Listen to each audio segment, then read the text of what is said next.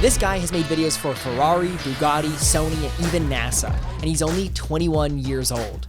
We got a chance to sit down with Reilin to ask him how he did it and how beginner filmmakers can work with their dream brands.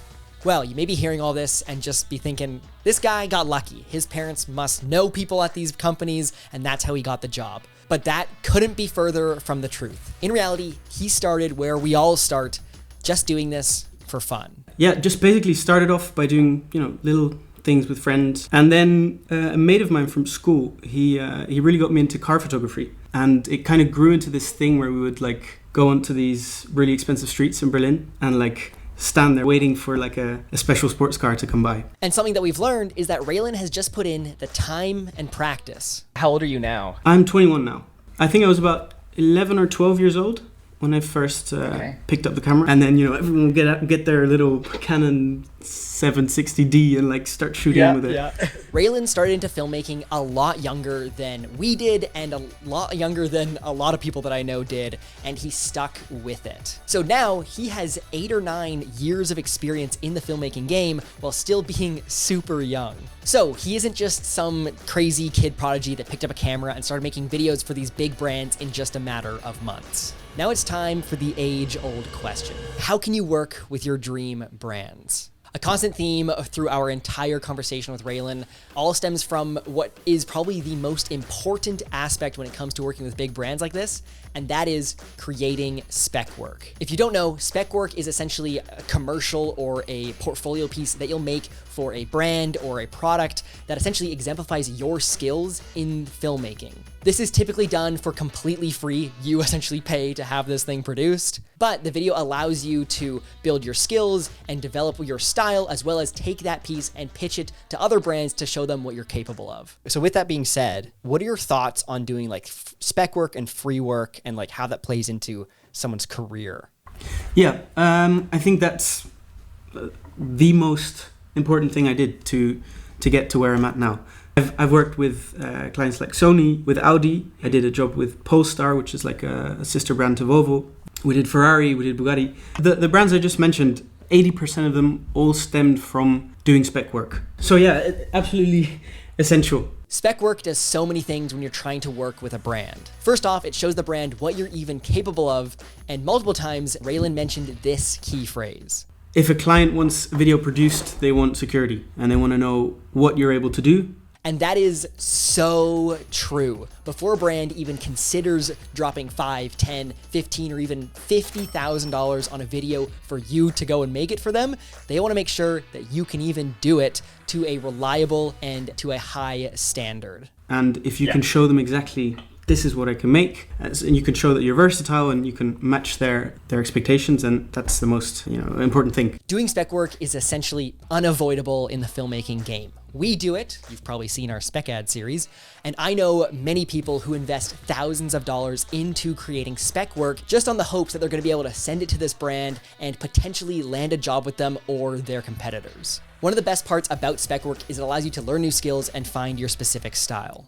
I mean, in regards to my style, I don't know, I like dynamic imagery. I like stuff that moves really fast and suddenly goes really slow and takes you, lets you breathe. Now, this isn't to say that brands are only looking for the most cinematic, movie quality video possible. There are all sorts of different styles and genres of video out there, and oftentimes these brands are looking for these unique styles for their own videos. For example, take a look at Casey Neistat. Way before he created his vlog, he was a commercial filmmaker, and he created videos for brands like Nike, Mercedes-Benz, and a bunch of other cool brands like that. And if you know Casey Neistat, you also know that he isn't the most cinematic guy in the world, especially when it comes to super polished video quality. And he was able to work with those brands way before he became famous and got all that exposure because he created spec work. Can you do a video project for me? Yeah. I mean, we started doing videos. I want to work. Whoa. Wait. He was literally gonna say spec work. I guarantee it. Doing videos, I want to work for Nike, I want to work for this brand. Companies that we wanted to work with that would never hire us, we just would make the commercials and put them on our website and pretend that they had hired us. That's how I got my first job for Nike. So you made you make a fake Yeah, Nike. a whole bunch of fake Nike videos. That's how Nike first learned about us. And like that just picked up momentum. Like there was just one opportunity led to another and there were ups and downs. Now, because your entire goal is to create good spec work, that leads me to my next tip, which is you need to have the skills to do that. It's very rare that you're going to be able to pick up a camera and be this filmmaking prodigy and start essentially making videos for these big brands with essentially little to no experience. Something I found very interesting was Reilin's sheer dedication to the craft of filmmaking. A lot of times people ask me like, what's the best way for me to become a filmmaker? And it's honestly just the simplest answer, which is just create, just make stuff, make as much as you can. In the first year where I was like kind of starting out, I did like 300 videos. Just, they were absolute shit, but it was just making, you know? Reilin has put in the time. He has put in the hours that are required to take his skills to where they are today. 95% of everything I've learned, and I think this might, you know, you might recognize this, is just by watching YouTube videos and by creating, of course. But everything you need to know, you want to know, is out there. You just have to find it. And of course, that's you know, it's a process. And I might have gotten lucky in the sense that I started early, so I had time to sift through 3 hours of YouTube videos every day. Whether you start when you're really young or you start today, it's all about the practice. I watched YouTube religiously. And every different content creator out there that made good work, I was watching him or her. And like he mentioned, YouTube is a fantastic source for information because it's pretty much all out there. I think the main thing is just focus on your work. Focus on getting your work to a point where it's as good as it can be, and all the rest will follow. Now, if you want to practice and practice effectively, is through the method of copy work. We get comments all the time, people being like, oh, like I want to, I just don't know what to make. So like what you do is you find a video of something that you like and try to recreate it. So figure out what kind of shots they're getting, go out and get those same shots, and then go out to, and then in the editing process, figure out how they edit it together and then do the exact same thing. Because we found that doing that totally removes like being like, I don't know what to film, what to do, except it still allows you to get the practice in. And in the grand scheme of filmmaking, a ton of filmmakers prefer the filming over the editing. And that's understandable because it's arguably more fun because you're running around, you're getting the shot, you're doing things, and you're not stuck behind a desk. But something I learned from Reilin is the importance of editing. I'm actually working on a project right now that I filmed a couple months ago, which I already did an edit of. And I didn't like the edit, and right now I'm like trying to completely throw it over a different bridge. I don't know, I'd say 70% editing, maybe 30% filming.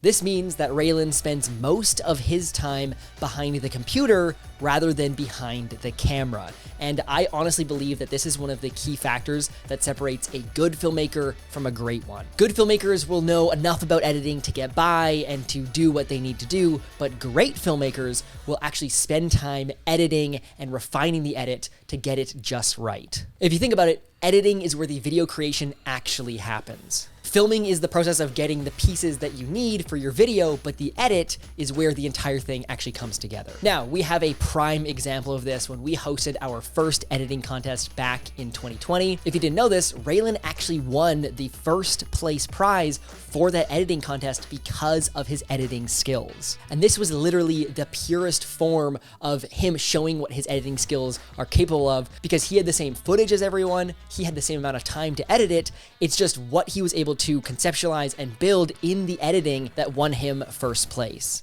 So the winner for this category is Reilin. So congratulations. Woo! Okay, so once you've created spec work and gotten your skills to a level that you're confident with, the next step is to network. Networking is something that we have talked about in the past on this channel, and for Reilin, it's no different. In his case, he makes a point of meeting as many people in the film industry as he can and following them on social media. Going to a racetrack event, and I remember on the last day, you have all these cars going by, so there's extremely loud noise all the time, so you can't really make good conversation. I remember like seeing a guy with a really nice Sony lens. I thought like, oh, should I go over to him or should I, head home because it was the end of the day.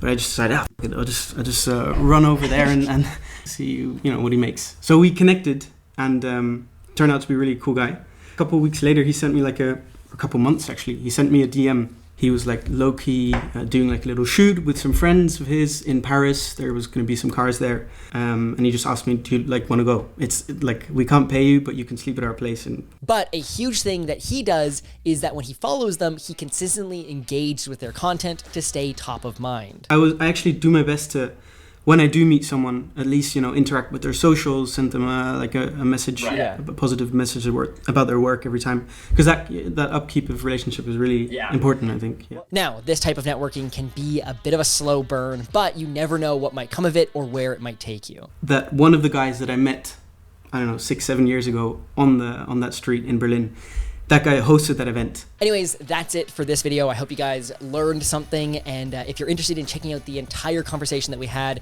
it is over on our podcast channel, which is going to be linked down below, so you can go and see that. We go way more in depth into all these different topics, and it was such a fun conversation. So, Reilin, if you're watching this, thank you very much.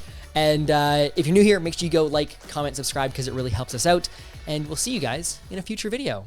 So, see you later. 3, 2, 1, go!